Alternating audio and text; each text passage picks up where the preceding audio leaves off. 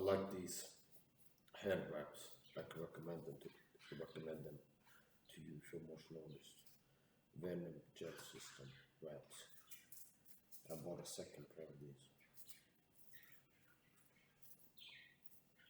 Good. Now wait a minute. This is the right. You can use them as undergloves, so like a hand wrap underglove combo. I've also used them just as it's like this in the gun. Now hitting that ball, it's harder than hitting a heavy bag. It's a denser, harder material.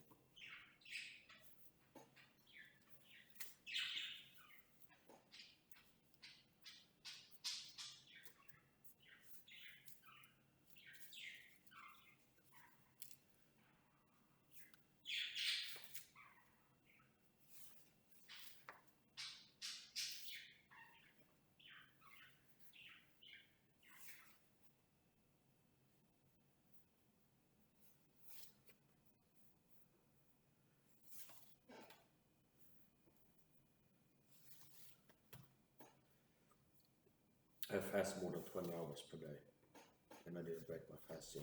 I have food in the oven. After cooking it, I turned on the oven just to keep the food heated in the oven. Just ready for breaking my fast. I also loaded up the Grand post-meal supplements and made the super shake. So once I finish training, I can eat right away, pretty much for that.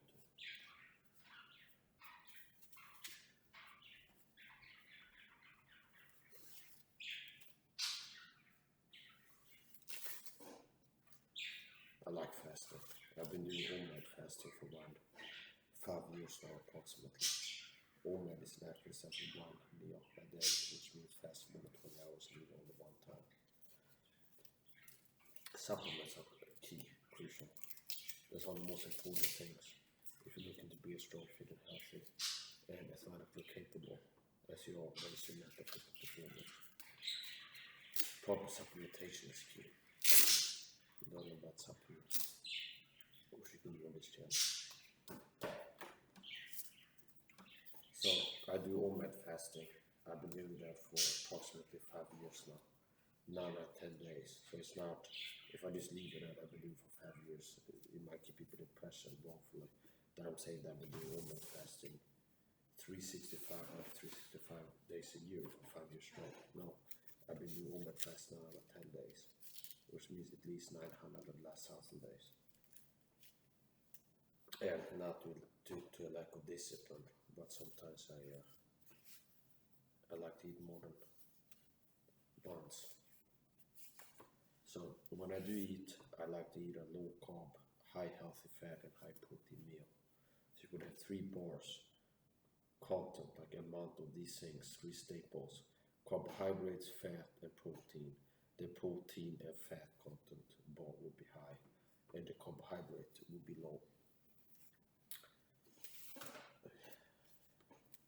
I like fasting.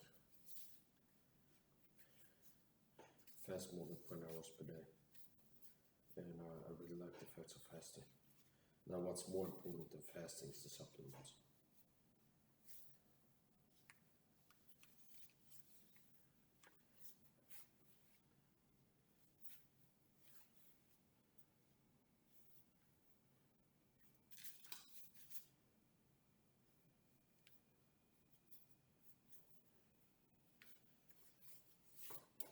I'm a self-taught martial artist. Everything I can do, I've learned myself. Elbow strikes, knees, boxing, everything. Knife fighting, stick fighting, everything. After I became a Christian, after I got saved, one of the first things I now pray to God about is that He'd help me get better at fighting. So I pray to God after becoming a Christian as a baby Christ, which means like a fresh ball, like a new creature. And like at the very first years of being saved, I started praying to God. And so a lot of prayers come to pass. And one of the things I prayed about was that God would help me get better at fighting. I've been getting better at fighting since then. I pray that God will help me get stronger, faster, and fitter, and help me to stay that way. And I'm 36 today, and I stay strong, fit, fast. So, thanks to God, less below my strength is nothing to fight. I can do all things who Christ strengthens me. So, I have to become a Christian. I've been able to do all kinds of things myself. So I'm not as dependent on the system.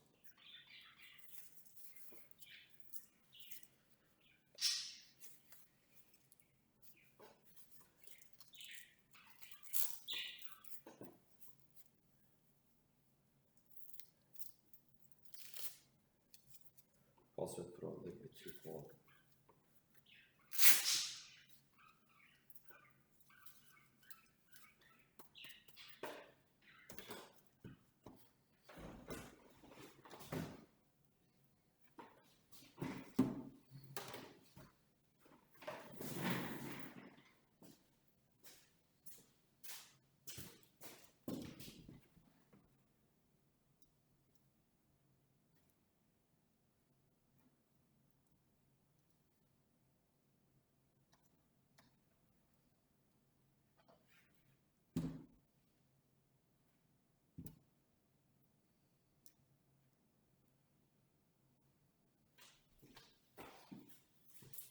I'm going to be training a mix of martial arts. I'm going to be training, I'm going to throw punches, elbow strikes, some knees and kicks, and then I'm going to I've invented my martial arts system, steel cap shoe fighting, which is kicking with steel caps. And I'm wearing my steel cap shoes today. And I'll be using them to kick this tire.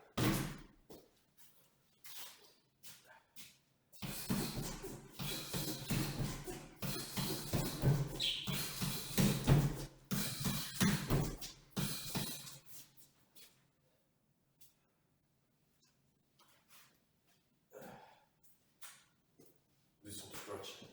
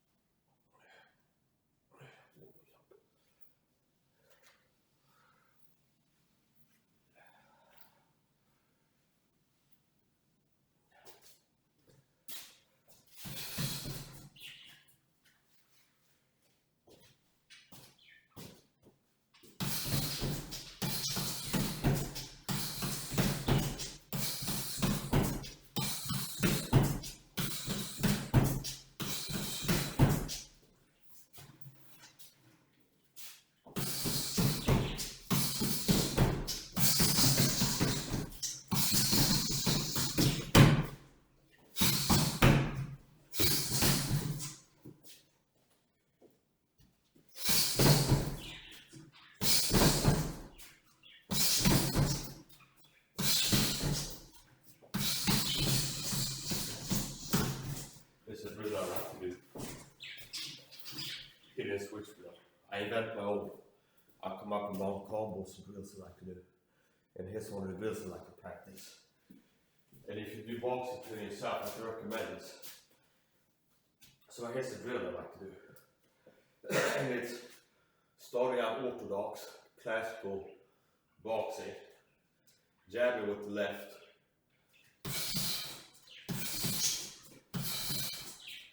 Like 1 or 1, 2, 3. Or 1, 2. So jabbing. And I'm not trying to make the jab too hard.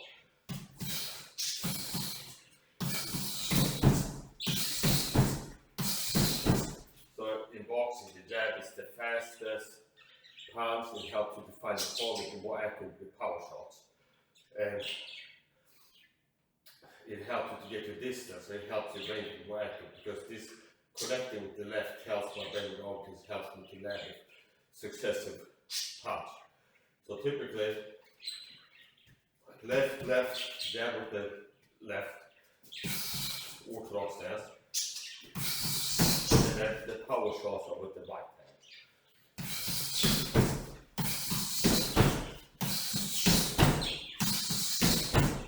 And then the hidden switch drill that I like to do is this. Where I start jabbing with the left, I show it first.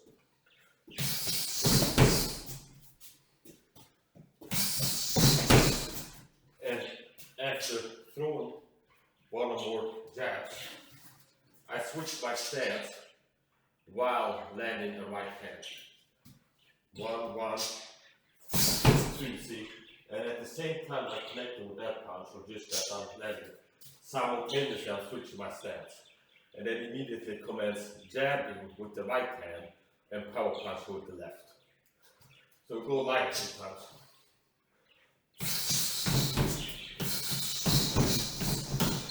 As such, see? That's the drill. 1, jab, jab, jab, jab.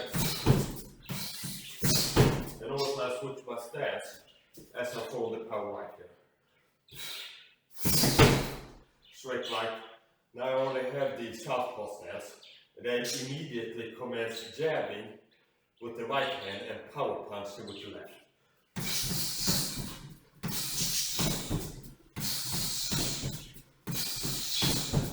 As such. There's the drill again. Go light.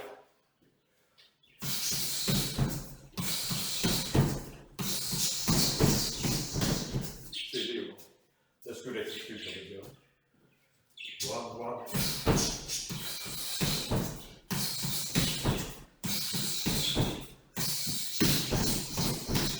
There you go, see? So, do it slow now. Normal stance. Orthodox. Jab, jab. Jab, jab. Throwing the right. And I want to switch my stance. Immediately commence jabbing with the right, and then power punch with the left. That's the drill.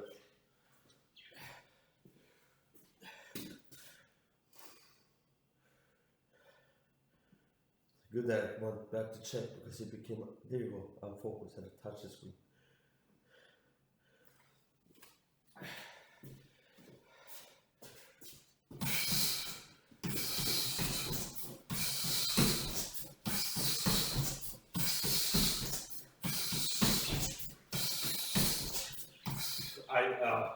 I've been training typically I don't warm up or stretch before my workouts. And I let the first part of training be the warm up. Which means a lot of times it's best I go light initially. Which means the first part of training is a warm up. I'm warming up for throwing punches, by throwing punches.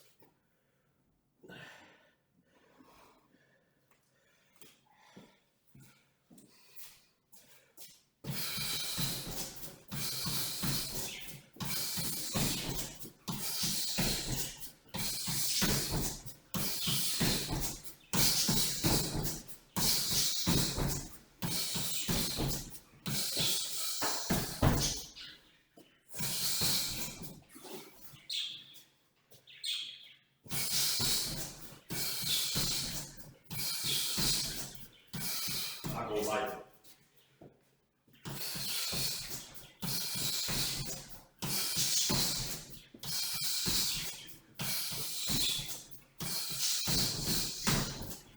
That's the deal.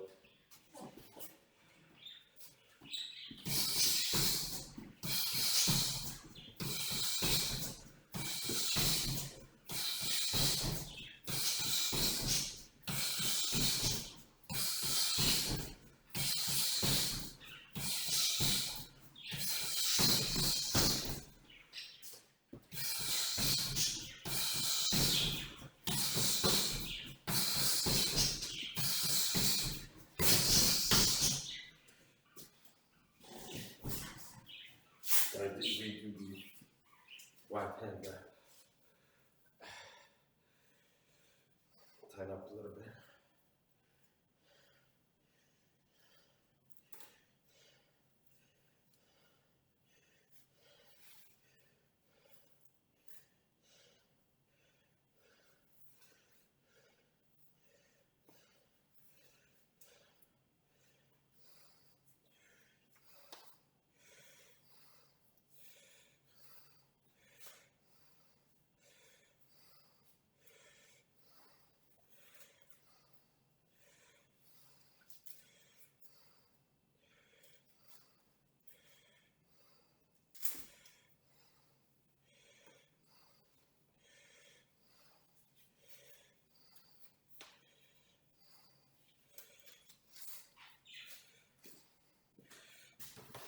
get the gloves on.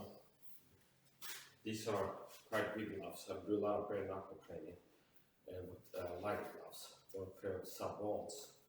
MMA gloves, and maybe it was 6-10 ounces, I'm not sure. And then I bought these to make a big difference. I punch too hard for my own good sometimes. I've been working on like overusing this on my wrist and stuff. I can still punch that. That was just, it's not good to keep doing it if it's soreness and pain. So these are good because there's not a padding. Another thing is, since they're bigger gloves, they're a little bit heavier, which means it makes it more a workout to be moving my arms around with like weight at the end of the head. This is the first time wearing this tank top. I bought a, 4 or 6 pack of tank tops from Timber. And I put one of these on, one more.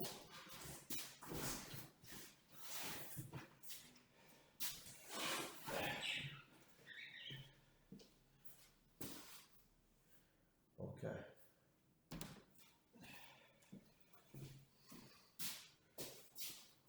A lot of times I start my training sessions, martial arts training, with striking only, keeping myself to the boxing rule set. And then later on, I progress into mixing elbow strikes, so it becomes muaythai kickboxing later on. Elbow strikes, knees, kicks, things like this.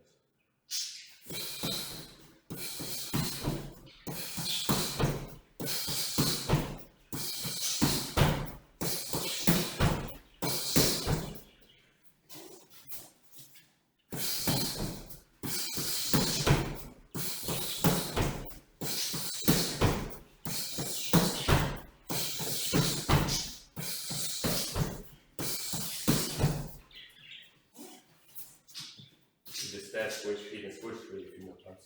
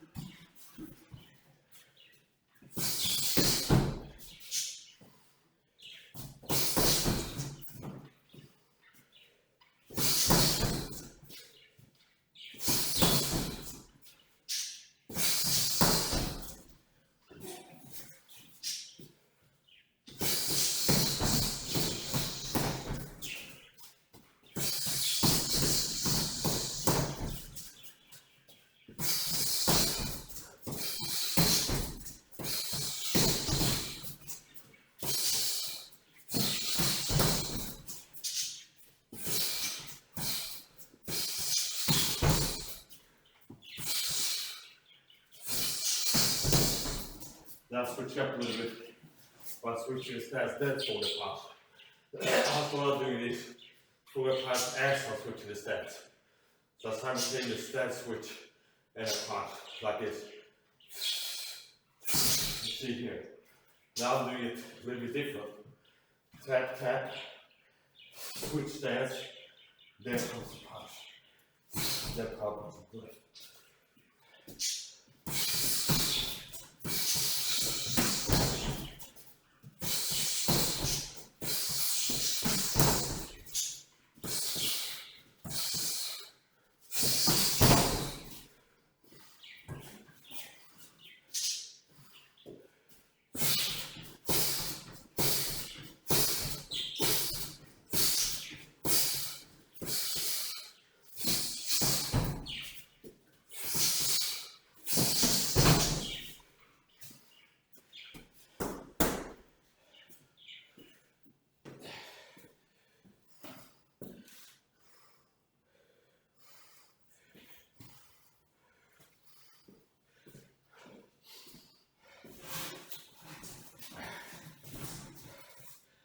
saw a clip from a Muay Thai coach in a gym talk about Muay Thai, and he said Muay Thai is pain. If you want to train Muay Thai, you have to love pain, or at least not have a problem with pain.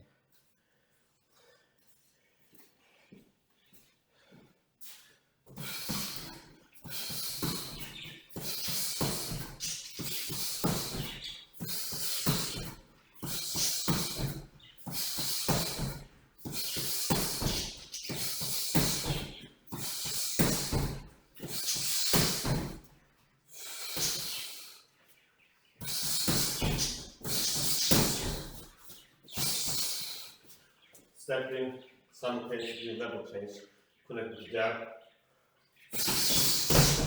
Right hand, and the right can be an overhand too, if I do level change deeper.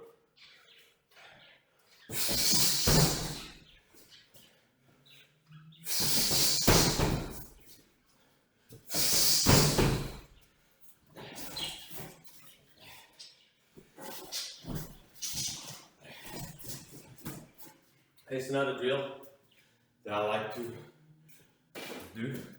It's a speed drill, machine gun drill. And I can land 6, I like to challenge myself on time. I can land a 4-punch body shot combo in less than a second. And even a 6-punch combo, landing 6 punches less than a second. I'll show it to you. Here's the drill I'm going to do. 1, no rotation punch to the solar plexus.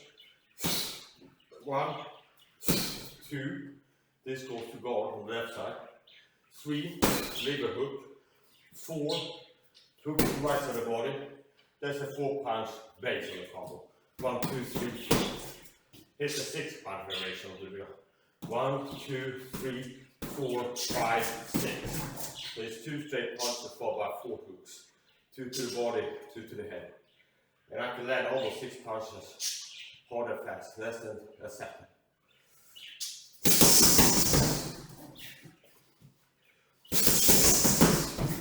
There you go.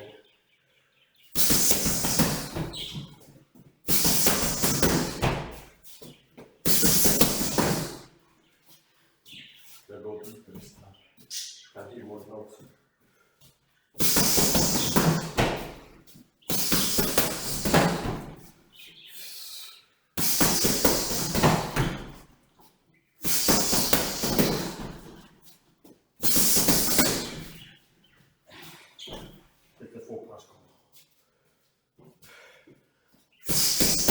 Well, that's a 3-punch combo. Let's do that again. Then it's solar plexus punch, left, right, straight, followed by left hook to liver. Like this. 1, 2, 3. Okay. 1, 2, 3.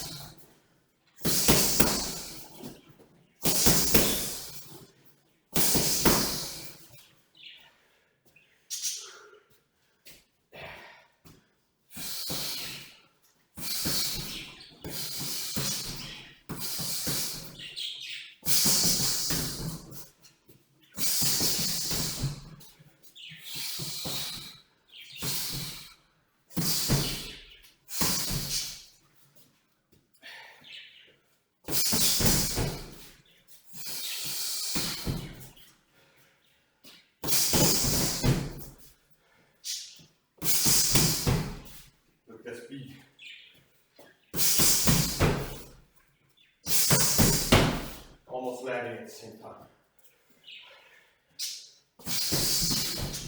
Like I talk about the beauty in boxing, make you 1, 2 punches sound like 1 punch.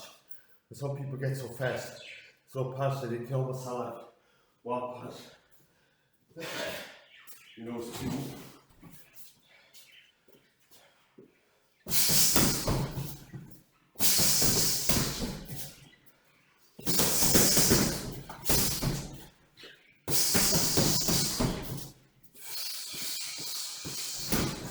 What I'm doing now is a quad combo. 1, 2, 3, 4, 5 left hook. We're gonna go close. Next one.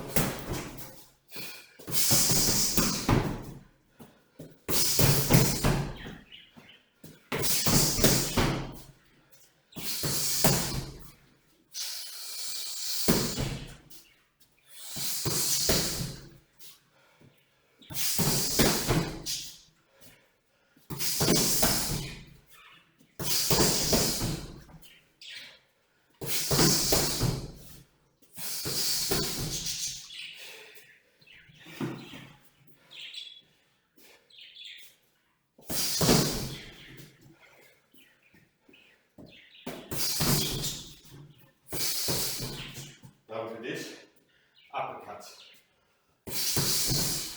That'll come up to drill. 1, 2, 3 uppercut. Or strike, right straight, from my left uppercut. And that's what it's doing, like this. 1, 2, 3.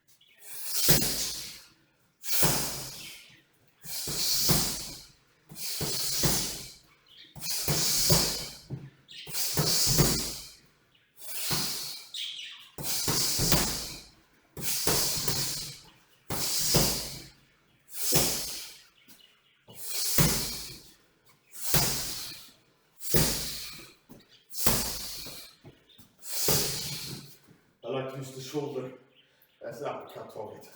You're more likely to throw and land an uppercut when the head is at this level. So here, few people that are trained fighters will fight super tall. Sometimes the muaythai or kickboxing, where there's people bend their knees and this someone. They can't drop down a little bit. Few people that kind of have a fighting stance, like try to make yourself as tall as possible. Okay.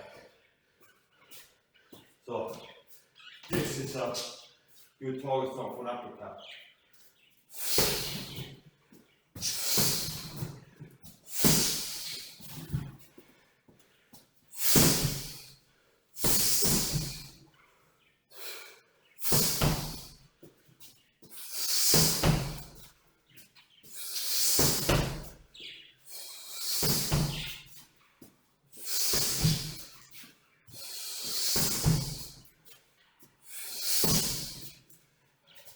This now we are to practice uppercuts. Where do a jump step to the left and throw an uppercut. It's good I went to check because it was sort of side out of view. So I'll show you something I like to do. I'll turn it like this. We're going to do a double left uppercut followed by a right uppercut. So it's this basically. Short, tap, tap, jump to the side, and then right uppercut. Let's here. Tap, tap, and then jump to the side of the right.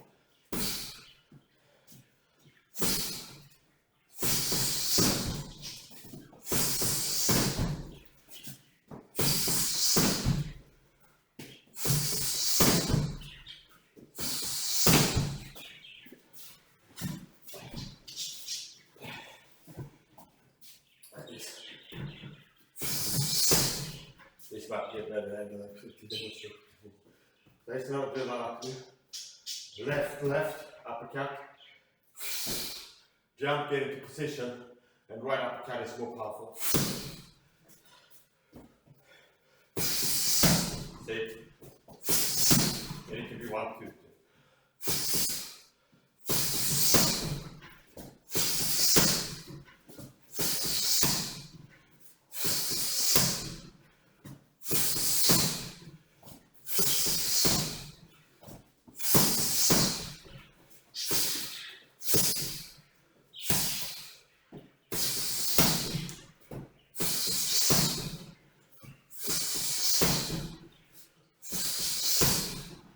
Be shorter.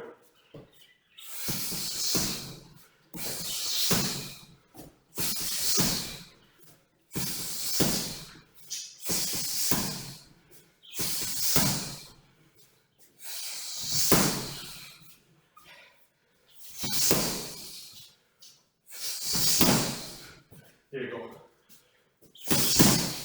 Stop already.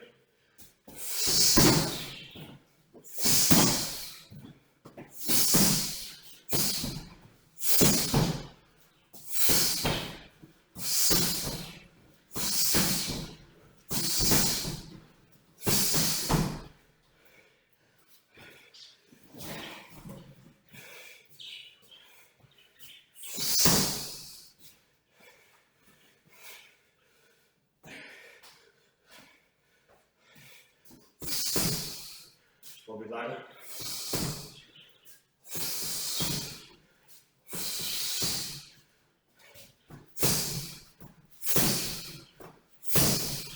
This kind of off the position for this uppercut. Kind of off to the left side.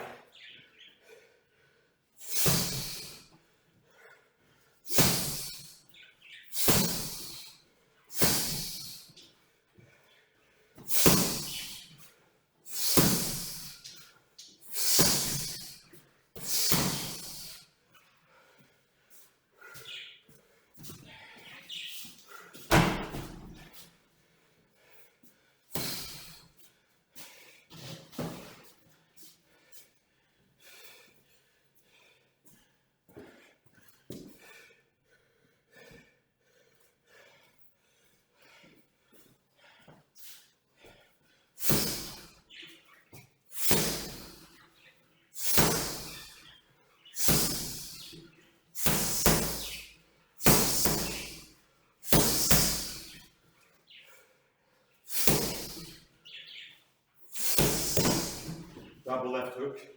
First you shot like the second, kind of bounce off recall and hit to the head. Hitting here if the guard is high, it's also important to react to the lower the guard to cover the body because you just got hit there. Open up the head. Don't say tell the palm. Say to land a liver shot. You would like to land a liver shot if you start out attacking to the head. So it's like bang, bang. As the guard goes up, he's focused on the attack to the head. Bang, bang, bang, bang, bang, bang. And then swing in the left uppercut. No, the left liver shot.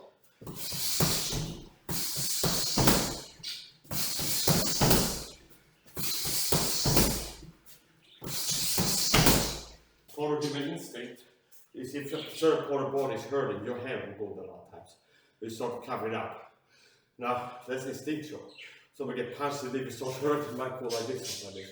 Now, a boxer's response or a full martial artist is going to be more refined than a trained response. And not the base, rudimentary instinctual response. Which means this can work both on amateurs and professionals. Now, it's obviously everything's going to be harder to land on a professional. But like, without any training, you get hit in the leg, like this, like I say. Notice what happens when I do that. Here, it opens up my head, my guard goes down, or you get hit in the socket, like this, for example. That would be our instinctual response. That time, some part of the body is hurting suddenly. The human instinct is to touch the air, to put your hand on the air, which also makes sense because it's like if you get stabbed with a spear or shot with an arrow, stabbed with a spear or knife, it's like this instinctual response, like covering it, can make you're putting pressure on the wound and your hand is there so you can keep body, like slow down how fast blood is leaking out of the body. So start attacking to the head, bang, bang, bang, and also this timing is very important. It's not just how hard you punch or how accurate on the timing, because if the hands are here, the lever shots can be that effective. Punching to the side of the arm with the elbow. Okay, so you're really in training for being able to quickly throw and land it. So you're drilling muscle memory for in case there's an opening. Bang, bang, bang, you can get a shot on it quickly. Bang, bang. 1, 2, 3. I like this commentary, the 1, 2, 3, with two, I call them the rotation punches, as opposed to rotation punches because I'm not rotating them. So from here, or from here, that's just throwing it straight out. Bang, 2, okay, 3. Now I also throw the rotation, but I like to throw them like this. Just from here, I can very quickly land it. So from here, I can also get into an optimal position for throwing left hooks by going over here. This is a better position to be to throw powerful left hooks. I don't put the hand up to the body, like over here. From over here, it's just harder to generate the same type of force. And you have to swing the arm more to get some distance and kind of loop it around. Here. Now if you acquire this position, here, it's easier to land from there and it's easier to throw hard shots from the left side.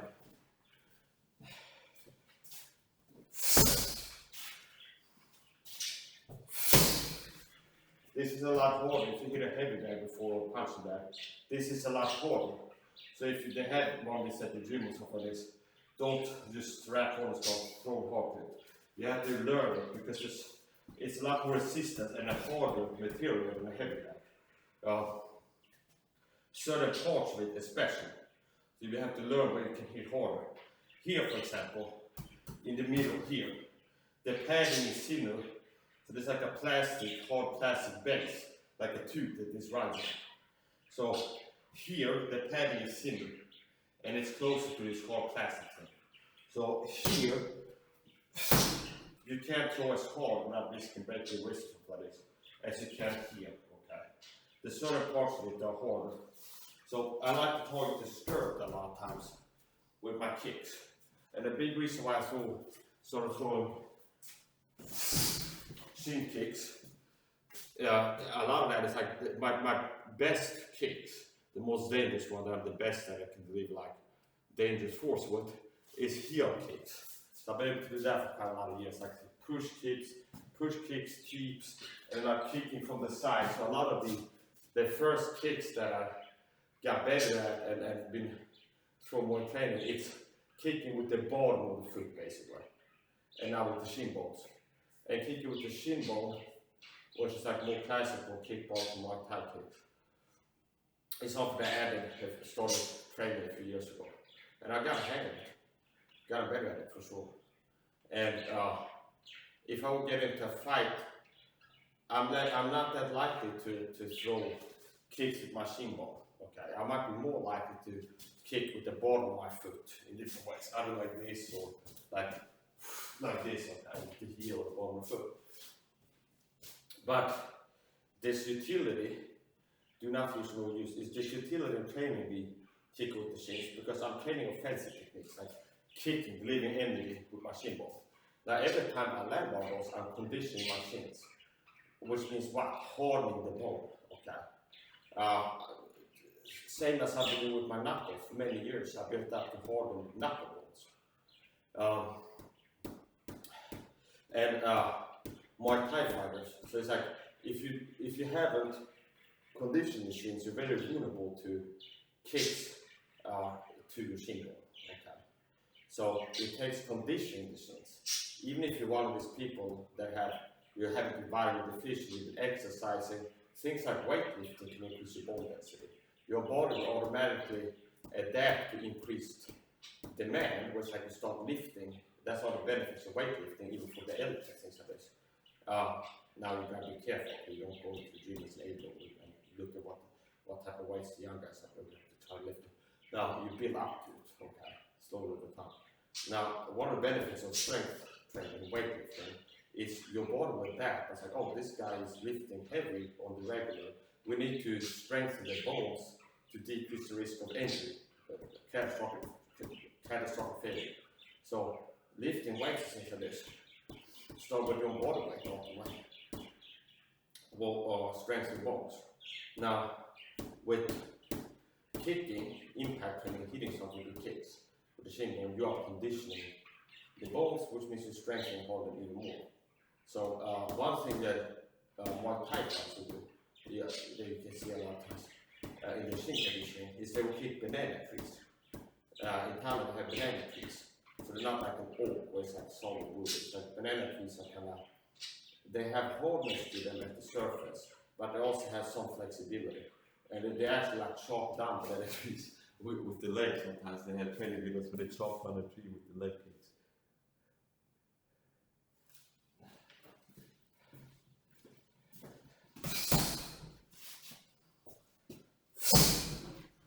Let's do this more.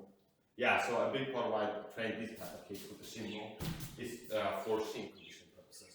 I'm more likely to turn to kicking in other ways that I'm more proficient in, and for other reasons too. It's easier to have a stable position, at least in my experience. If I'm having this left leg as a base and then kicking like this or like this, I have a more stable platform kicking like that. And you're more likely to do a takedown on yourself if you're kicking from the side, especially higher. So the higher you kick with the side kicks from the side, the higher you go, the more likely you are to slip and fall and do a score takedown or something. Which the risk of that are higher, meaning the cost that is higher in a street fight, on the asphalt or concrete or even a wood floor, like a floor like this, than a sportsman. Falling on the ass can hurt. Guys, so I'm still in view here. General training.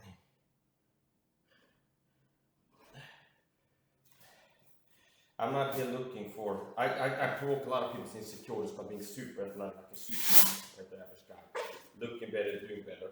So I provoke a lot of insecurities, which is one of the ways that people deal with insecurities. I don't come in and like act as if I'm sucking at what I'm doing. And the better I do, the more you suck comments I get. Okay. Secondly, it's like people come in and tell me, do this.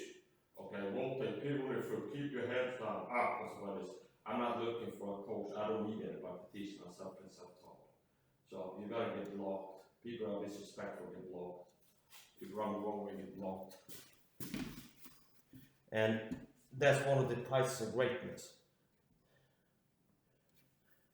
If you're performing, being performing above the ordinary, you have people triggered and they feel insecure, and they'll feel like coming in like talking down to you. I'm not going to do something wrong. I'm not going to comments. I'll leave you comments. And the interesting thing is, I've never seen, regardless of course, I've never seen Heavy do better than you. I've never seen a guy come into my chat critique what I'm doing. If that's lifting weights and say my form is off, or my martial arts for this. I've never seen a guy critique an action that I'm engaging in live or in a video. That if I go to the person's channel, the person critique it, like your form is off when you lift the weights for this. I've never seen somebody doing this thing, they're criticizing and saying they're not doing good at, and then doing better. Like if you click go to cover this channel, like they have videos of themselves doing the same thing, or even showing their physique.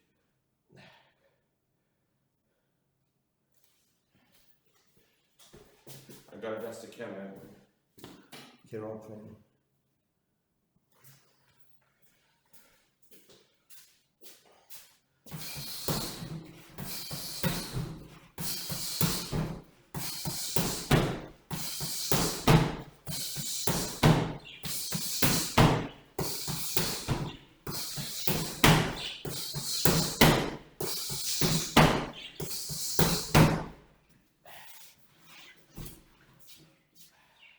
I'm gonna do a right, followed by left hook. Now start from here, and line on the left hand with the shot.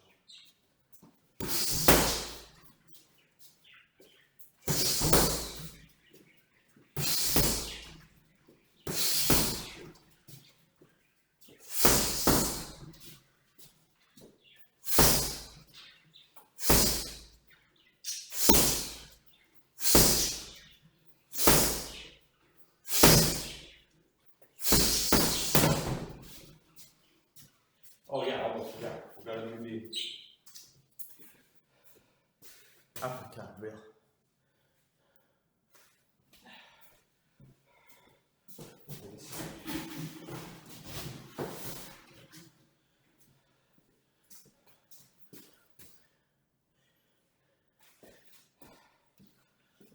So here, left, left, left, jump to the right and throw an uppercut. So I'll do it from the back here.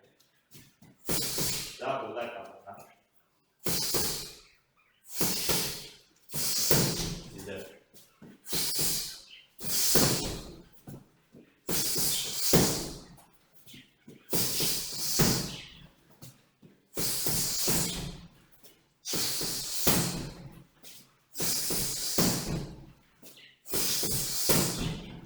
Another thing I get with jealous haters on the internet is because I'm performing at such a high level.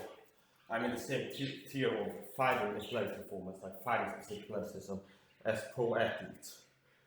The rich days of doing athletic stuff. Like my cardio, my stamina, my speed, hand speed, punching powers into this, and like how long I can train without gassing out into this. It's like elite. Okay?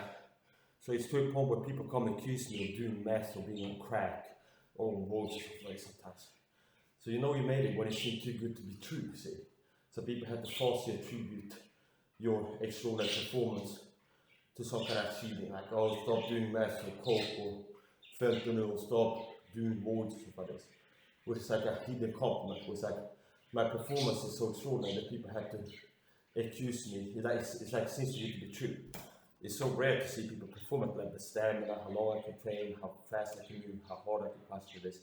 It's so rare that people like have a hard time believing. They accuse me of being on board for some kind of drugs. I don't use drugs, I use performance enhancing supplements. I'm a teetotal, I'm a Christian. I quit drinking close to 6 months ago. I haven't had a drop of alcohol. I don't even drink alcohol. I don't use drugs. I do take a lot of supplements though, which people understand how much you're missing out in terms of how much better you can look, feel, perform, both mental and physical. If you get something to place your mind. So, we'll do it like this. Here. So I'm gonna go double left uppercut. See here. Side step, jump to the left, so the power wide uppercut. Here.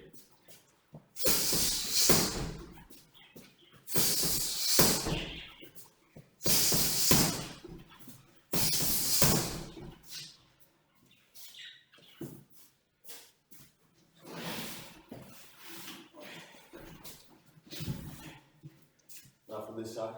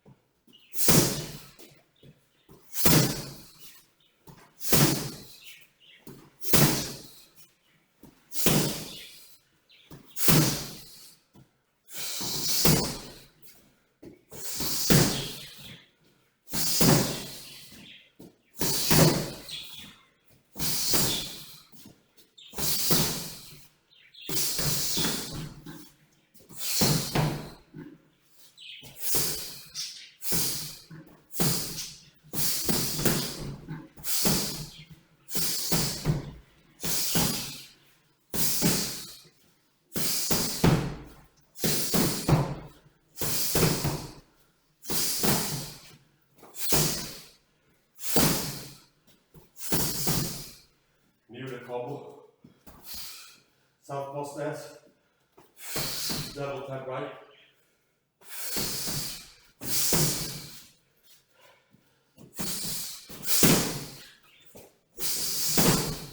drop jab,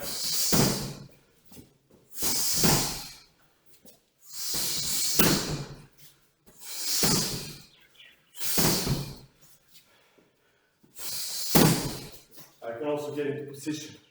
And look, I can throw it for 4. I like to mix things up.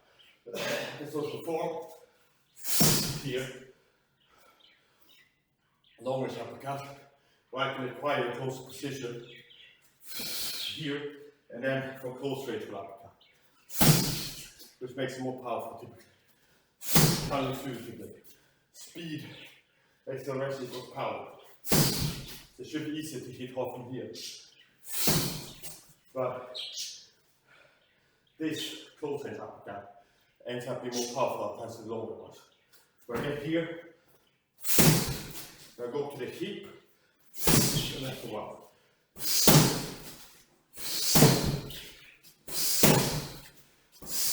The hip is the home base for me. I use it in night fight and keep a guard, throw an attack, sometimes go to the hip. And that's also things from there.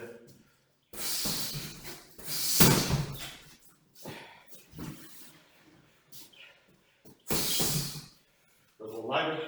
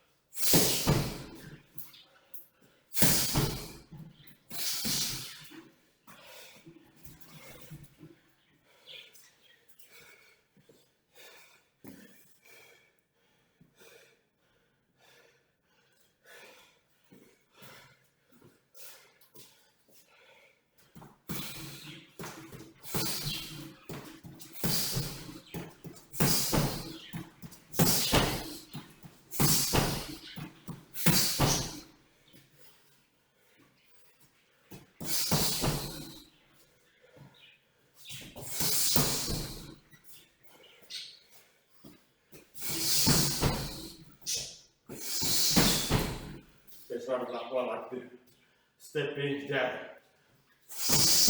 or power right overhead, the nuke. I call it the scorpion punch like that, because how I come overhead, sometimes it's like a scorpion tail, and it comes over the top like this, from behind your back. I like to set that up, I drop my level, close at distance, landing either above the punch, or up here, and then from here, then overhead.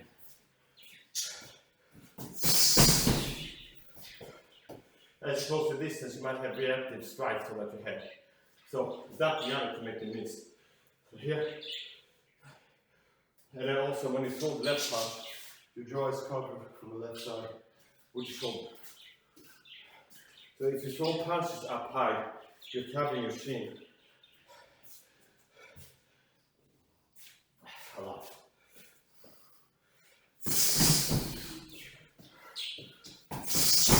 There you go.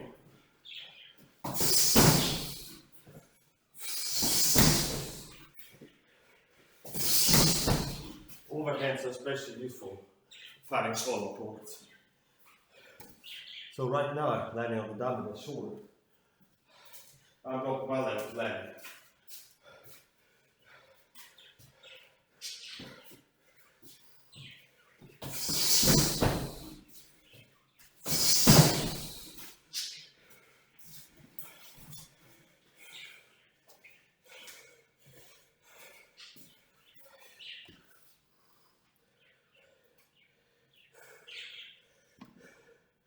Gonna start getting into other techniques.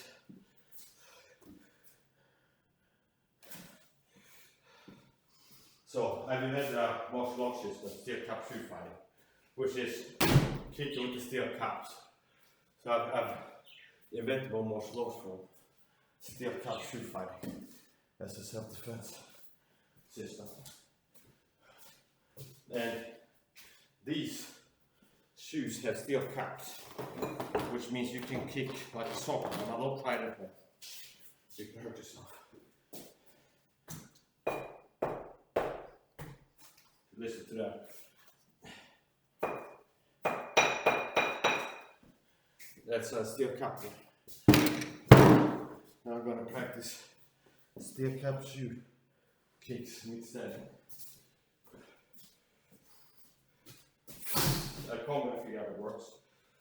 Prime pose of steel cap shoe kicks will be classic pose, but especially when about the shin bones, the groin, the knees, the hip bones, the rib cage, and kicks to the head to kill the person. So don't go through. So from here, it's like simple stand from here. Just no stance. It's as simple as just moving your leg forward and then kicking to the shin bone of the ankle. So from here, now a lot of times I'll practice at low level. So down here, you can just throw like this, and this is a combo where it's 1, 2, 3. That's a combo I figured out. I like to be able to stick up shoe fighting. So first it's here, so you're kicking up here, and if you see my knee is here, so this is the part where the knee target. So from here, shoot the leg out, and I kick it still cap, and that will be the curve. You can hit to the shin bone or the knee. All it takes is one of these landing, and you could drop the person. But here, straight. I have to do just from standing like this, without assuming a fighting stance, just like this. Throw the leg forward, okay? Now, the beauty of this is, since I kick at this edge, at close range, this kick is to the ankle area pretty much. If I throw the same kick from a great distance, notice it's the same kick, it landed to the knee. If I increase my distance further, but while I'm here,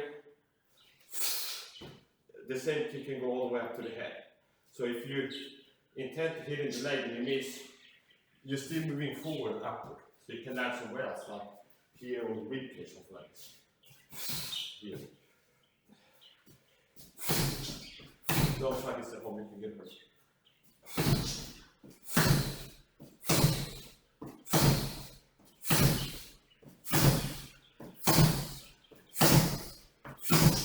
So here's a combo I developed, and it's for steel cap shoe fighting. Okay, from here, 1 straight kick, 2, the 2 is more powerful, and then 3, I throw a side kick for the steel cap. So it's 1, 2 straight punches. So it's like a boxer. 1, 2, right hook, similar to that. So it's, see, that's 1, 2, back here, and then turn to a side kick. And the beauty is too, if the distance changes, the time is off, your opponent is moving, and you intend to connect with the rib cage, let's say, with this part, this kick. If they move towards you and the time is a bit off, and you intend to hit, connect with the bottom of the foot, the toe, the steel cap, there's still a regular shin kick trailing behind that, see. So if I miss with the cap, I try to land the cap, there's still a shin kick behind it. See, impact with the shin, like the more traditional way. Here's the combo once again, basic combo I figured out for stick up 2 fighting. 1, you can throw it from standing onwards, just straight up or straight out. Another way you can do it is to raise the leg into a check, and in my experience, practicing this, raise the leg first makes you more accurate and makes it easier for me to land to higher points like the head. If I raise the leg first, that's all. Now you can go just like this, but in my experience practicing this, I'm more accurate to higher levels by raising the leg first. So you can start here, have this defensive guard, and obviously anything bothering you to watch it, it's very quick for you to kick from this. So this is make the less vulnerable to leg. This is check. Raise here, quickly I can throw it up, just straight out here. I can also go, see, and turn and forward. And then you can mix in regular bottom of the socket. I'll show the steel cap shoe combo again, and it's almost to do like a hop step, like this. Here, or 2, see, and end up here, and then come to the right side kick. So it's 1, 2, 3. With this, 1, 2, 3. Okay. And if you're a guy who plays martial arts, kickboxing, muaythai, and you're interested in learning, start training this SAHA steel cap shoe fighting system, don't just buy steel cap shoes, strap it on, and start kicking things. You could break your toes and your foot and get injuries. So, let's talk about that a little bit. So don't try it at home.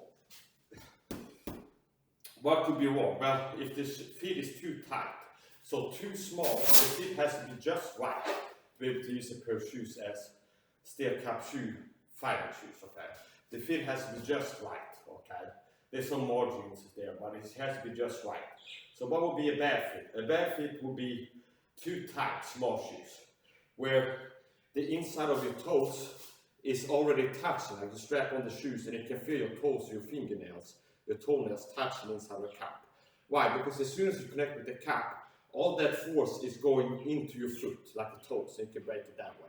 So that's a wrong fit. Like if you can feel your toes touching inside the cap as you put on the shoes, it's too tight, and as soon as you connect with something, like I did here with my fingers, I can feel the energy going back into the finger bones. So that's a way to get hurt. Another way to get hurt is too loose of a fit. So too tight of a fit, bad. Too loose of a fit. So too small shoes, too big shoes, bad. Okay, still counts. If they're too big and loose, as soon as you kick, your foot can move forward, slide into the inside of the cap, and then you can break it toes like that. So if it's too loose and you kick something, say your foot can move inside the shoe and you will crash into the inside of the steel cap impact and can result in injuries. Okay, so the fit has to be just right, and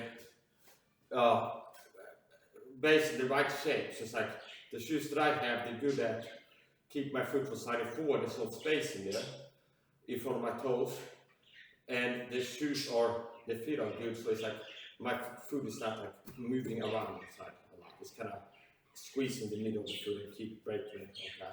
So to be able to use the cap shoes for steel cap shoe fighting safely, like training, impact training, you have to have the right fit. Okay. And steel cap shoes could be used as a self-defense implement if you're hard pressed, for example, against animal attack. There's a man called Boss Rugen, and he told a story He used to fight in Pancrase. He's a pro martial artist. Before he retired, I think one of his last fights was in the UFC or Bellator or something like this.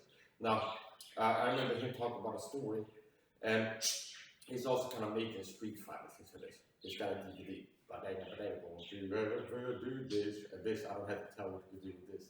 Okay, so and one of the stories he told, which I had no reason to believe is a fake story, being controversial. He was charged by a Rottweiler, and Rottweiler came at it, and the Rottweiler started, he kicks it, they kicks the Rottweiler, and the Rottweiler was like, oh, we have to define it, and kind of whip it off. Okay, so if somebody that can kick hard, just a regular kick can have that effect. Now imagine kicking with steel caps to the rib cage or the head of a dog. If a regular kicking hurt, obviously a steel cap kicking hurt. So Steel cap shoe fighting, don't try it at home, but I'm teaching it as a martial art form. Okay? So what I figure out here is from here, normal just here, just throw the foot forward like this. Okay, no guard, just normal from here. And I like to practice this too when I practice martial arts. I'm not always practicing from like a fighting stance like this, because when you get into street fight, if you're and it is martial arts skills, you want to have muscle memory from attack for position. So it might be like you're walking down Tyler fighting ladders and driving, suddenly like in your face, like whoa, and like something thrown at you. And you might have to like from here go bang and then throw something, okay? And not necessarily have the time to go acquire stance and then start throwing. So it's good to practice attacking from a seemingly unprepared position. Like from here, bang, for example, like this. So anyway, from no stairs at all. I can also start from here. Okay. Now from here, just standing even wide like this, just throw the leg forward. I can connect here. This can be the start here. And the shin bones, if you're not sure what type of effect this could have, if you search Conor McGregor shin break or Anderson Silva shin break or just UFC leg break, you can find some videos of pro martial arts breaking the legs, and their legs are conditioned and harder than average guys' legs. Okay, so if bone on bone can have that effect, imagine what steel on bone can have in a person that doesn't have pro martial arts shin bones that have been conditioned after years and years of use. Okay, so also you can imagine what happens if you kick to the kneecap or the hip bone. So basically, kicks to any area are that much more potent where steel cap shoes than not. It's similar to the equivalent of throwing boxing punches without brass knuckles and then throwing them with brass knuckles. So here is a way that I figured out how to hack the metric system, because in Sweden you can't legally leave your home with any weapons. Not knives, not sticks, not pepper spray, no nothing. But it's not legal to carry protective shoes that have a steel cap. And in case you want to attack, according to Swedish law, is to change it.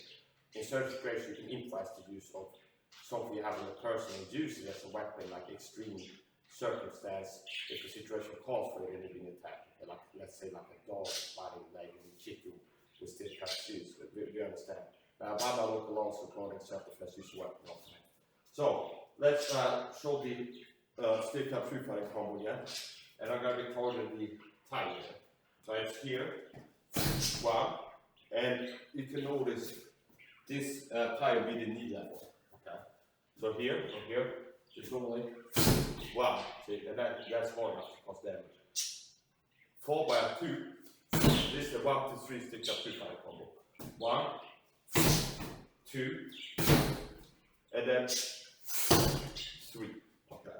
So typically these kicks, where stick up these analog kick angles, they wouldn't be that effective in a Muay Thai match.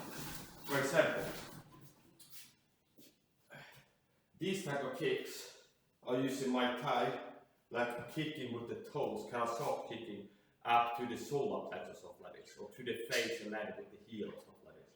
But to the legs, these type of kicks, these angles are straight down, up, swinging like this, are not that effective. Meaning kicking with your toes to another guy's shin bone, you might hurt your foot more than the guy's shin bone. Okay? Kicking to the knee and stuff like this. So soccer kicking, kick like straight up. You see how God is. My shin bone is not impacting with anything. Okay. So it's like from the side you connect the shin bone. With the steel cap shoes, you can connect any angle you want. Okay, and it's if you know Muay Thai and you're watching this, it's like basically you already know how to fight with steel cap shoes. It's things that can help you get better, but certain things that work better. So it's like basically if you have basic body dynamics of how to throw your legs around in kickboxing or in Muay Thai, you could adapt that to steel cap shoe fight. Okay. So here. So once again, show the combo, the 1, 2, 3 combo, which is like a good all-round combo. So it's from here, it's no more relaxed now.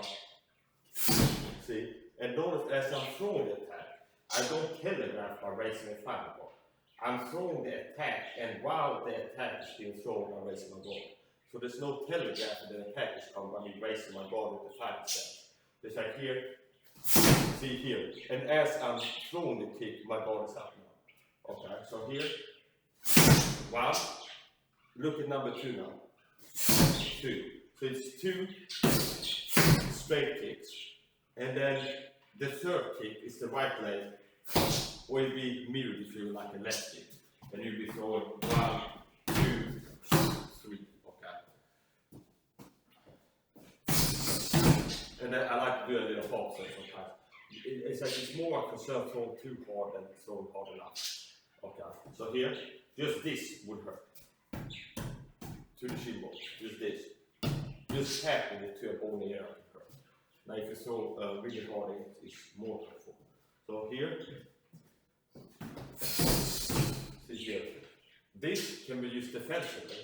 For example, if you think about, if you're interested in self-defense, which is how I teach a lot of times, like when I'm teaching, I don't have to, like, there's other people teaching how to fight Muay Thai kickboxing, but I'm more about like creative martial arts as self-defense, inventing my own like self-defense techniques, things like this, and steel cap shoe fighting or using a flashlight or things like this. So, where should I go with this?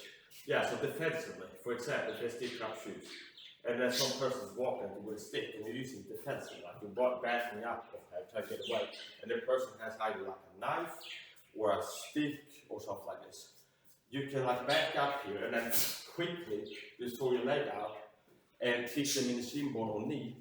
And that's very good because if you kick to the leg or knee, one good one that connects the right way has potential of dropping the person, cause like a leg break.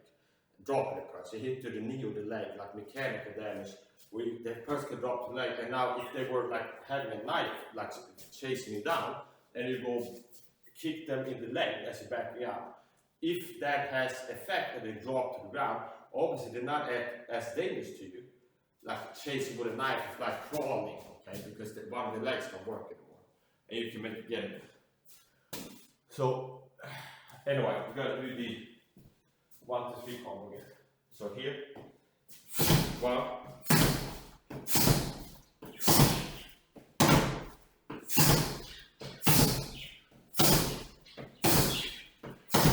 okay, so 1, 2, 3. 1, 2, 3. I can do a little bit different thing if I need. Start from my check here. 1, 2, and then down here to the tippy toe, and then throw the right, the one from the right. After that, just this. 1, 2, 3. Down to the tippy toe, and then throw the third. That's a good all-round combo. And the same combo, you can learn to throw the attacks to the legs, anywhere on the legs, to be to the ankle or shin bone or the knee, which will be right here, standing over here. It can be to solar plexus, the groin, rib cage, anywhere.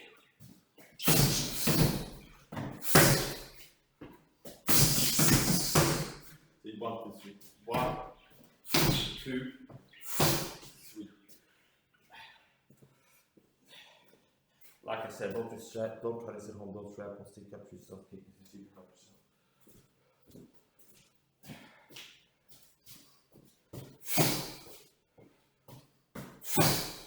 I can throw the upper leg up, here, där. Or try to make it more straight.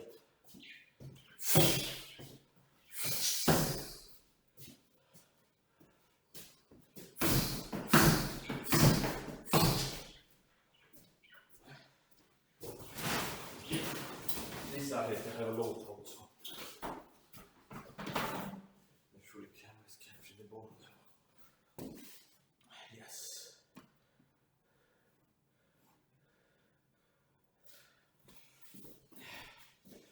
Here.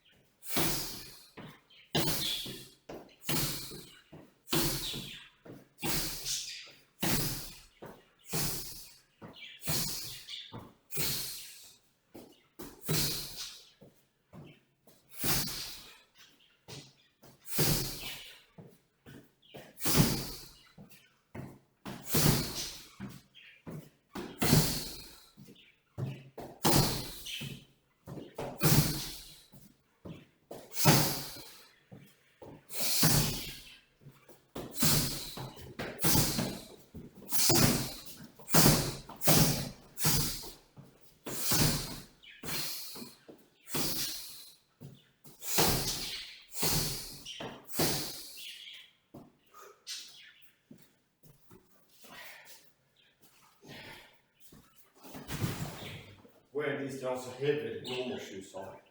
They are like boots. And the heavy normal shoes on, so it seems like a light ankle when you need through as you exercise in these or just walking.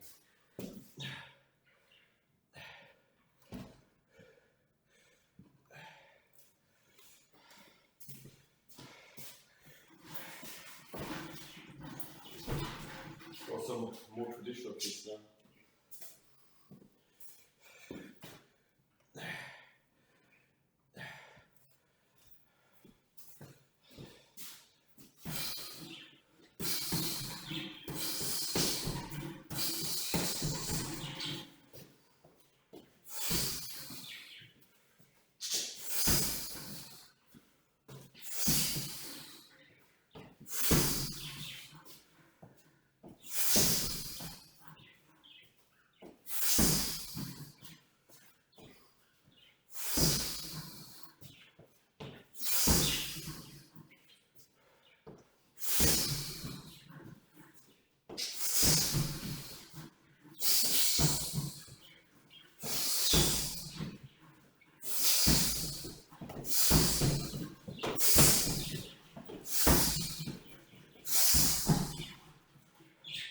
Each kick I'm adding, I'm holding my shin bone. I like to kick the skirt because it's more padding.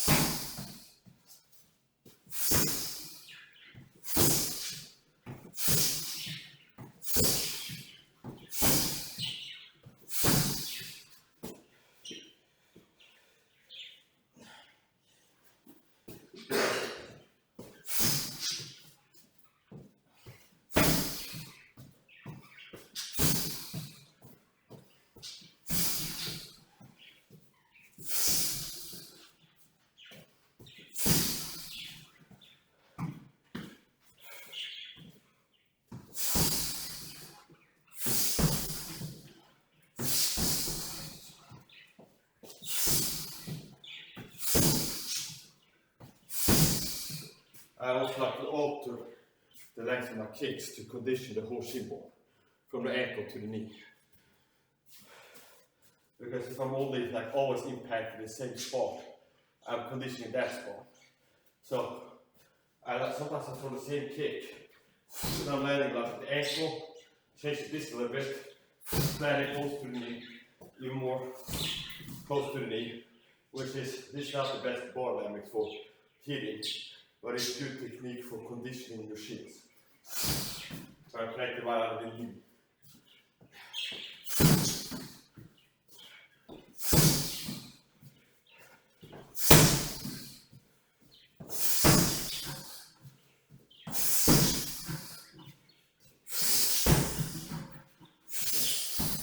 It's not a drill that I figured out. So from here, throw right, jumping to the left, left, jumping to the right, right, jumping to the left, left, jump to the right, right. And this is good for strength and conditioning, and it really takes that out of you. So you can get more cardio and feeling like the fighting explosiveness, you're training whole body movements and like moving from here, landing, acquiring a power position, charging up before a left kick. Because my left kick from here is not as powerful as the left kick if I throw it from here. So from here, landing left, jumping right, throw, landing right, jumping to the left, left, right, and then drill that.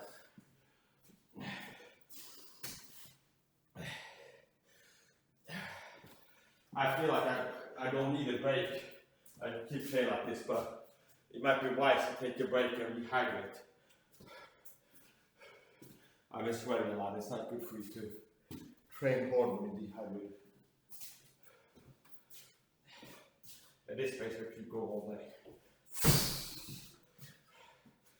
Yeah, we'll do that. We'll do a rehydration and some stretching session.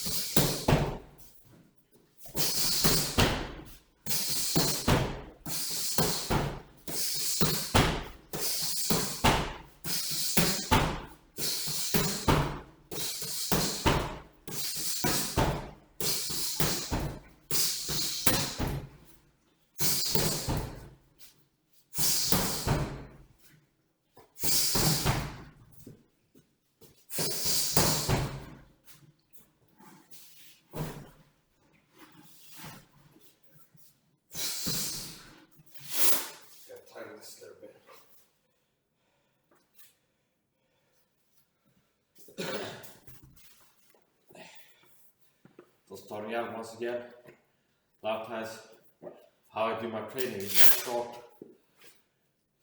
I typically don't warm up or stretch too much, so I do a little bit more there. I let the first part of the training be the warm up, go kind of light. So a lot of times how I train is I start by limiting myself to boxing, throwing boxing punches only. Boxing. I mean, throwing only punches, boxing.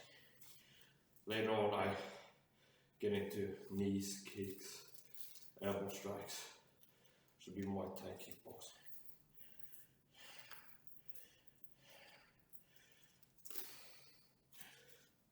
These are Venom gel system wrap anti-glove combo, where they have some gel pattern here. I can recommend this if you're martial artist. They're good for training like this.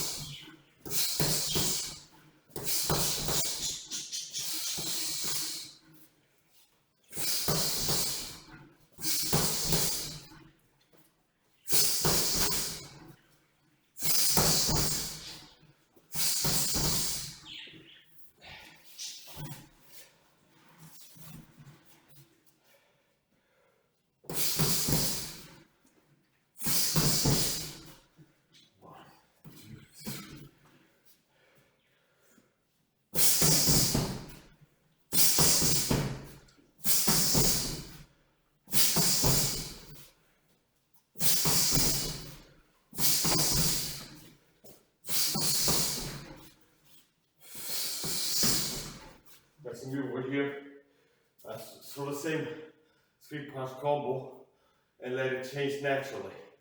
So the 1, 2, 3 from straight here is straight punches. So here, 1, 2, 3. As I move over here, it becomes 1, 2, and then throw it a little bit more hooky. Yeah.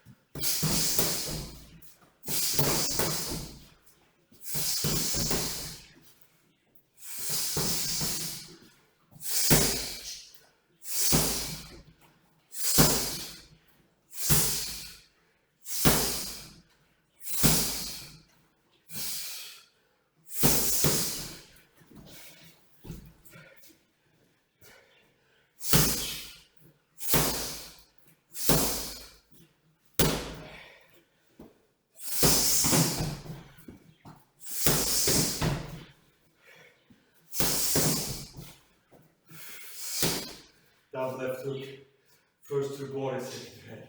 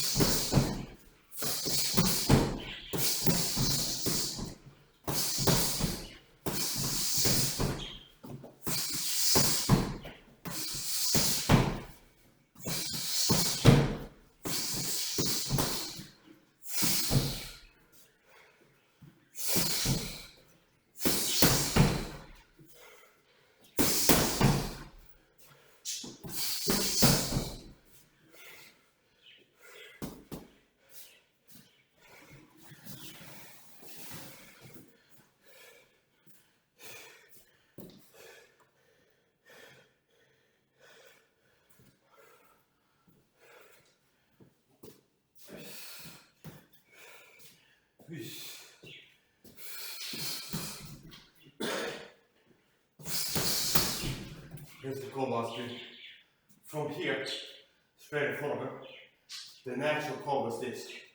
1, straight, 1, Widowmaker 2, right hand, and then I can do a third straight left punch. Okay. Now as I move to the right, the natural flow, this punch rolls off more naturally. Because from here it's jab, 1, 1, right straight across, 1, 1, 2. Okay. And when I get over here, if I go half circle, I just practice moving and connecting. From here, this punch rolls off easier. More effective natural follow up. Rather than straight from here. Shut up. Like this. More from the side. Then straight.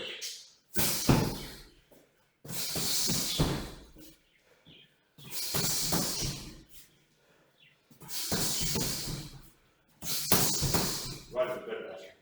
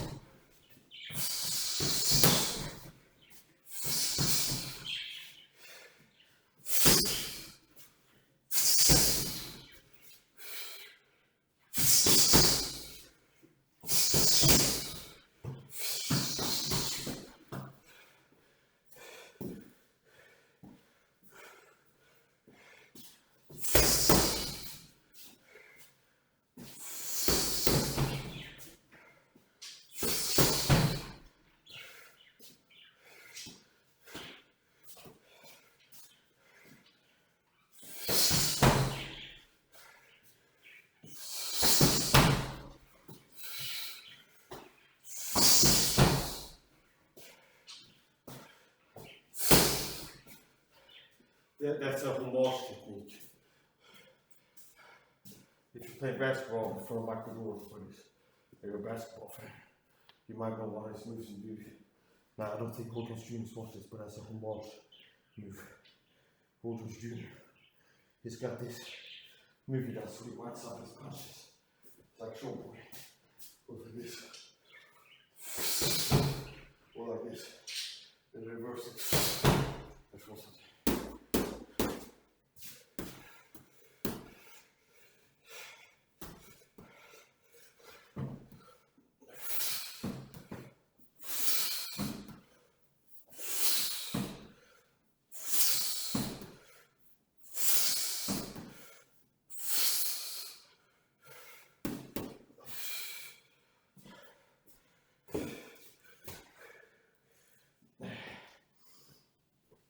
Some left little moves here.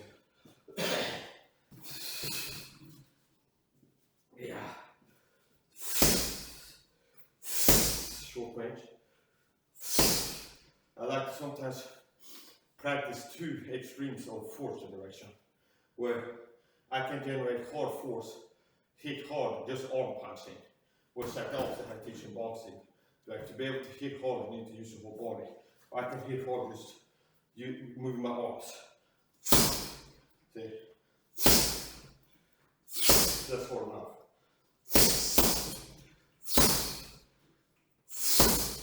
Okay, so that's one extreme, arm punching.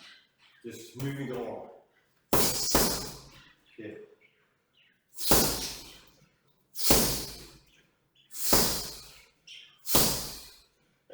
extreme, I fixate my arms. I'm only gonna use body rotation. Just fixate my arms. The first one was only move the arms, fixate the body as much as possible. See? Arm punching. And I'm hitting hard arm punching.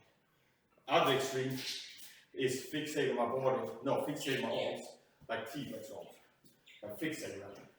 And then use body rotation only to generate force. So I'm not moving my arms. My arms are gonna be in the same position. So it's here. See, I'm just moving my body, turning my body.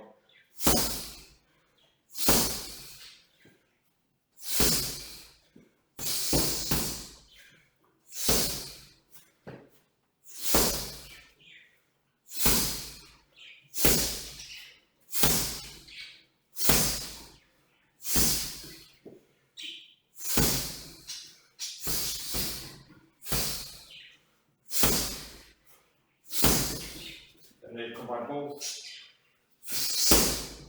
And you can do it right away.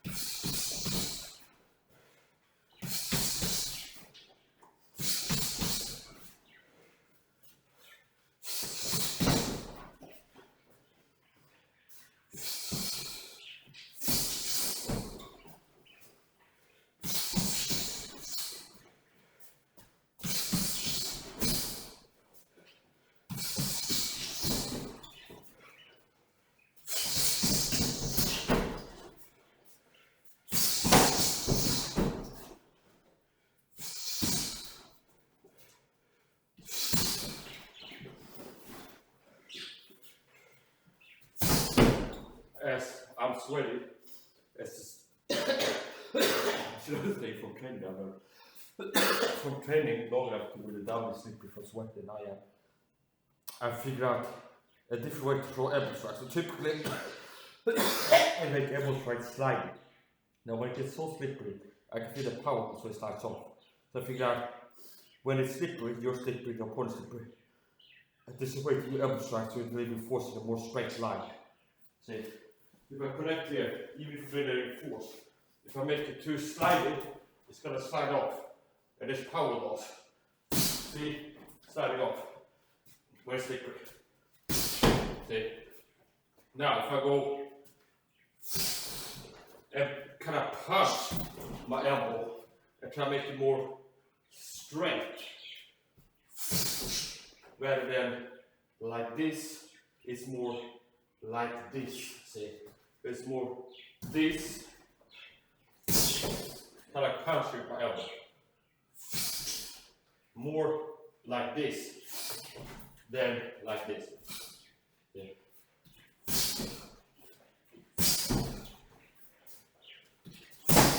And see, if I connect like that, even though it's slippery, then energy is going into the head and it's not losing power technique from it being slippery. Slide off. See, this is the way I figure out how to make elbow strikes work better if it's slippery. So here, normal, slides off, or still hurtful. But here, see, and that's how sort of when it gets too slippery. See, and you can impact the elbow strike with the forearm. Doesn't have to be the tip.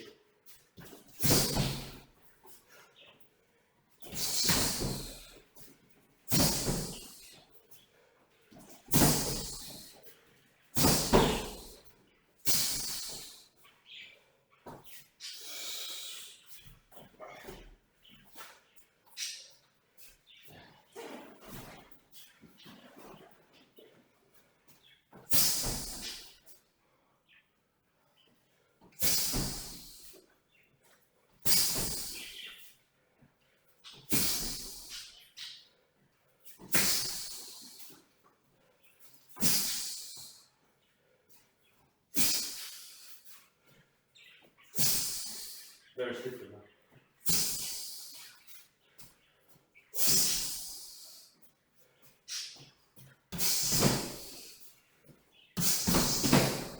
Now this is something else I like to practice. Combos, boxing punches, and then mixing elbow strikes. So it's 1, 2, throw punches and then working elbow strikes in combinations. So here.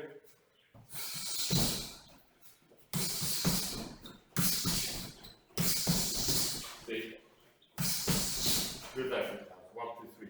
Left, right punch, left elbow strike. Får lite oro.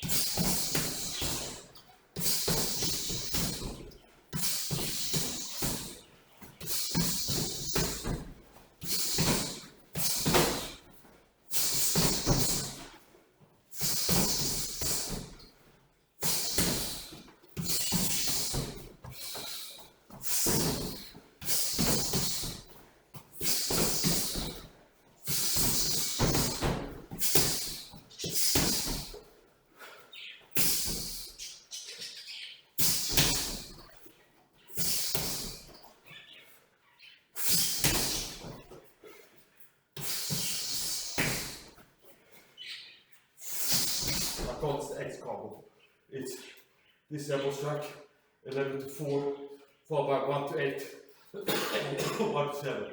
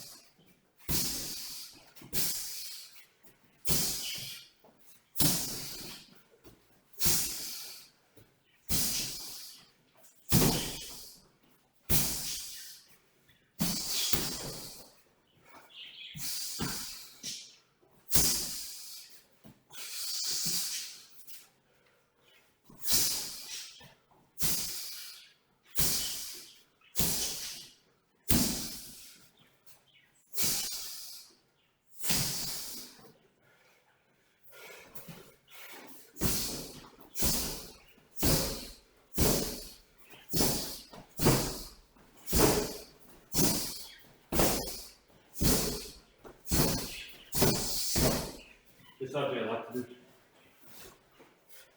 Tap to the left, jump, step back. That's what powerful left knee, right knee. This is a boxer's jab, but it's touchable. It's a drill like to do. Left one, right one, make it too hard. Just touch.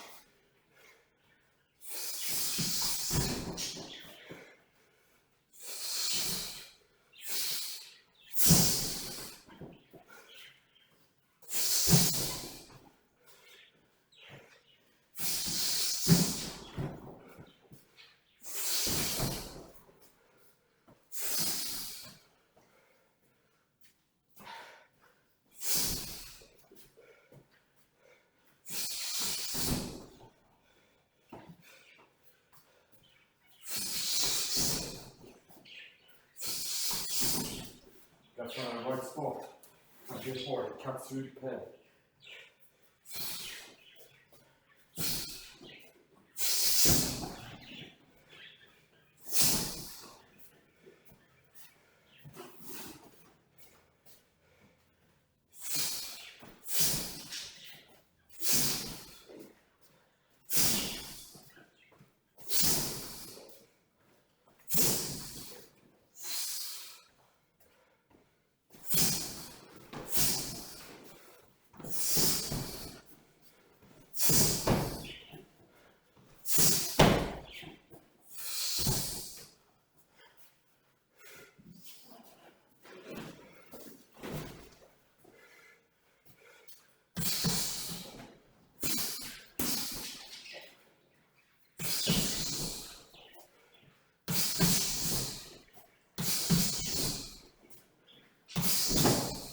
Here we go.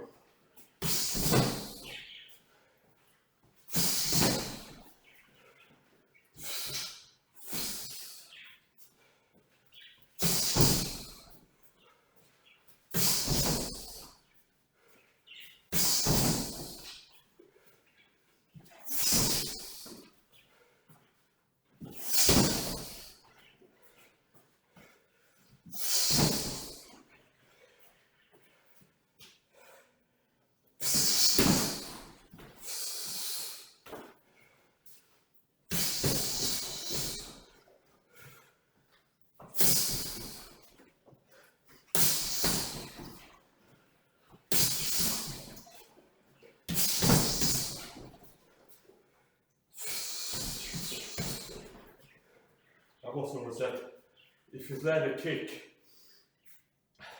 I'm out of range here. If I close the distance, leave a kick. Most of the time, if I just connect with a kick, I can also connect with my hand from that distance. So the finish delivering a kick distance is punching distance a lot of times. So here I can throw punches, but if I get into position and think about punches landing a kick, I acquire a distance where I can strike. So it can flow naturally. For example, right kick, right punch, left kick, left punch. So from here, close the distance. See, and then after I connect it with the kick, I can connect with the right hand. See, or vice versa. Left. There.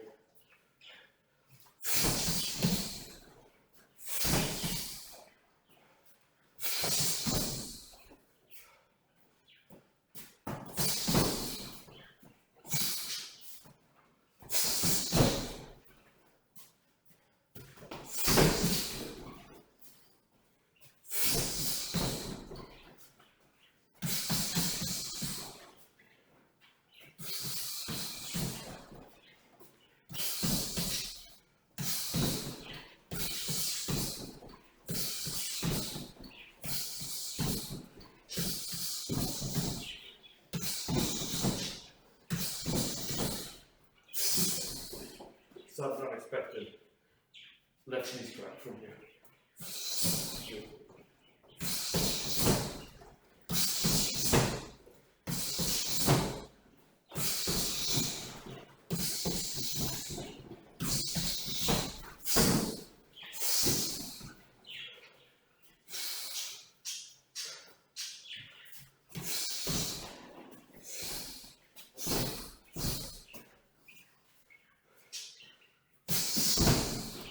There's nothing like this.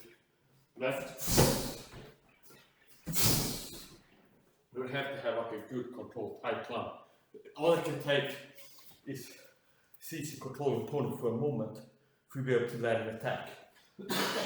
Meaning, I don't only train, get like a really good hold of his neck before start landing.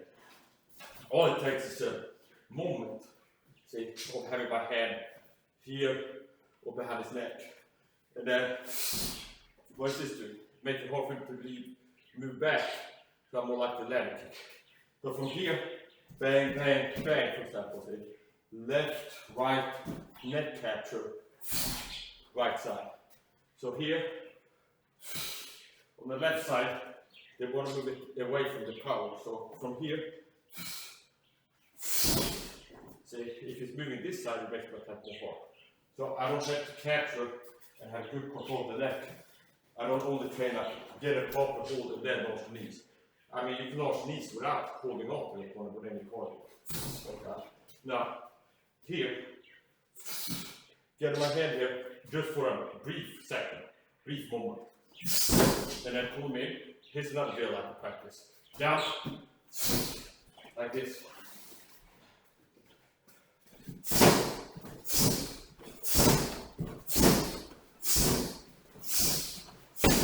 And maybe walk into proper grip.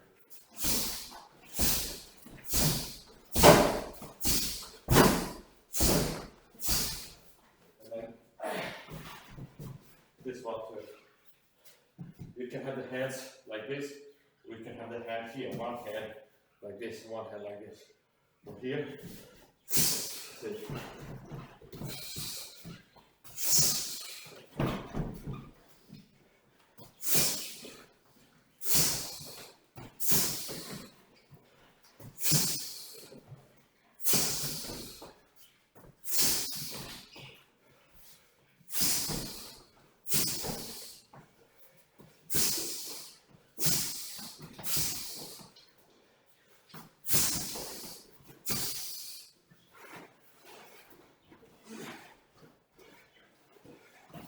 I gotta do some more punch elbows combinations.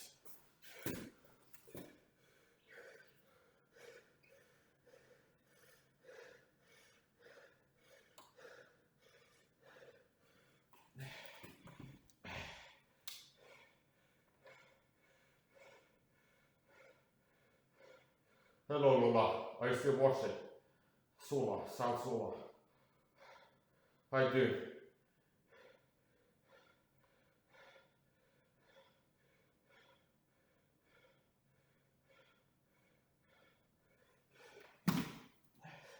If you're still watching, write in the chat. Sometimes I go where I do the things, I'll check in the chat. Doesn't take a break to check the camera. So, if you're still watching, South Sola. Hello, good to see you.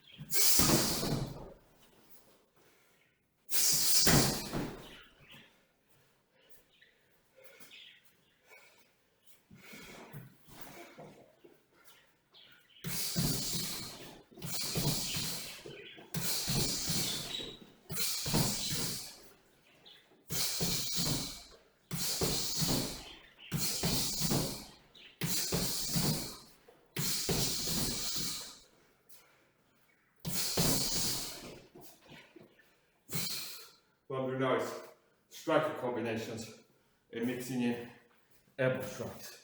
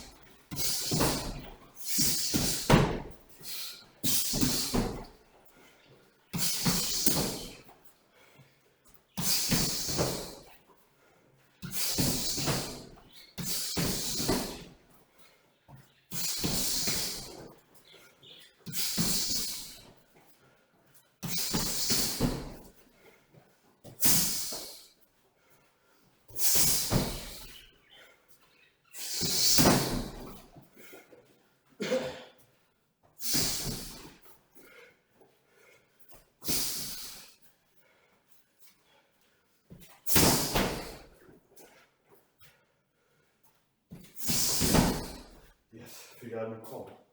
Fly, right elbow strike, followed by right knee. If you have it right, flow snatch.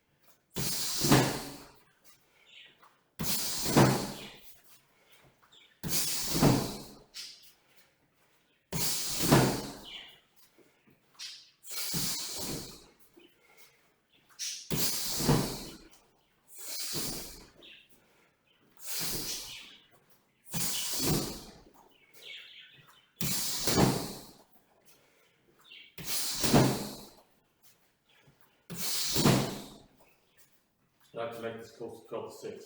Yeah. So I'm glad pretty much as close to this head, 12 to 6 as possible.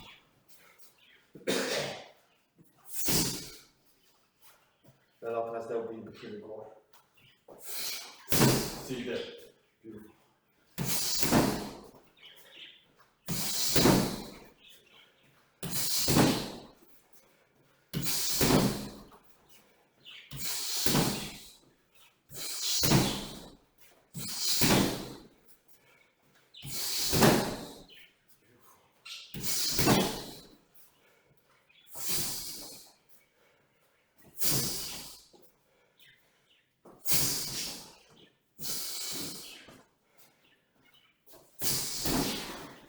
Next comment.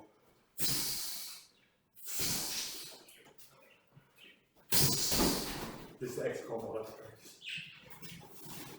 Con X, the first one is this kind of traditional elbow strike angle, going over one, followed by the right one, so it becomes like an X if you trace the angles.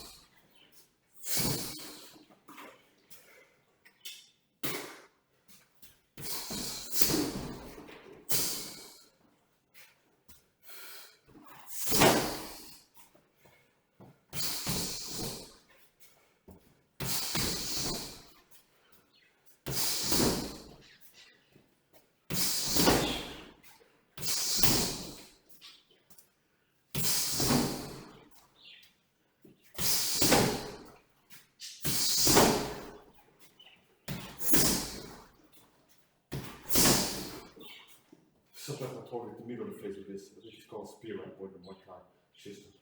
Sometimes I target the middle of the face, like here nose or mouth or jaw. Sometimes I open the tip and kind of target the temple or overboard, more from the side.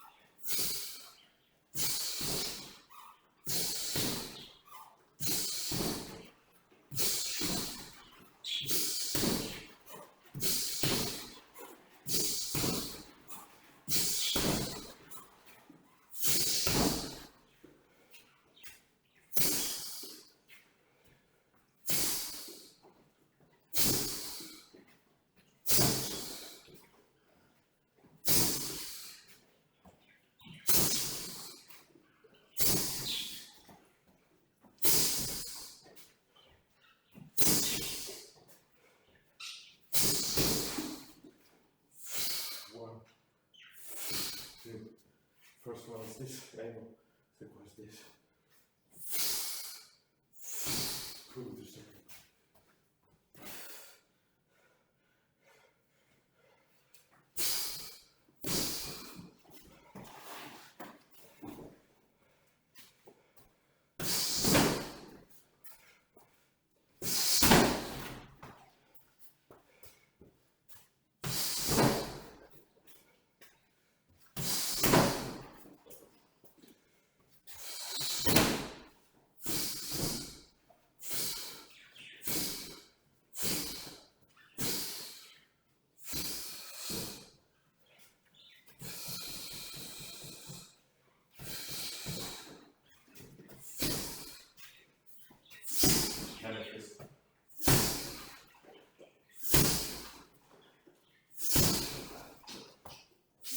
I think then standing hand fist for me works best.